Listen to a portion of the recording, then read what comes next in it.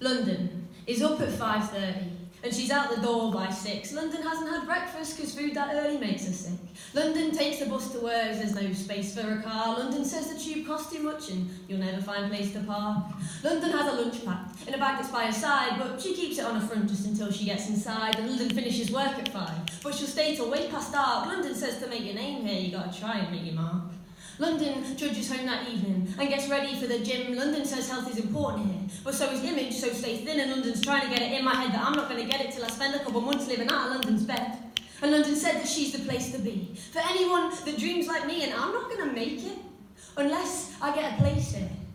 But see, London doesn't dream that much. She told me over company lunch, she said she might have lost her touch. The very reason that they got her up, she said, "Why do you think this is happening?" And I said, "Well, have you noticed how tickets from bands you've seen are tucked in books they can't be seen? There's 3 photos on the wall.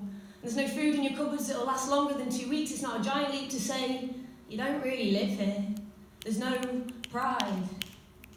And London sits up in a chair and sips a flat white as she stares, and for a second I'm afraid I might have made a grave mistake. See, London is a friend of mine, and I love to visit from time to time. See, she's got stars in her eyes and sometimes stars between her thighs who like to broadcast their being there online.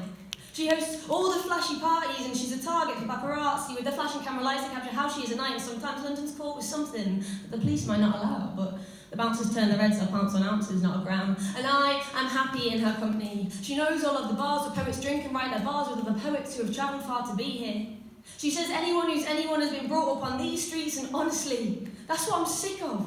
Because you might have opportunity and you might have all the wealth, but sweetheart, you're still living in the graveyard of Grenfell.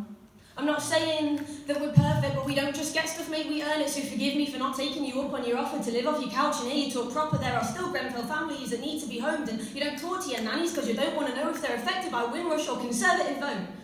I'm not a threat, London, but I've a pen at my throat.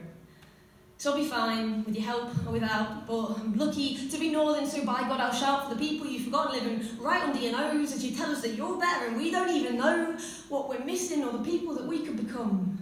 So all I can say then, London, forgive me, till then, we're done. Cheers.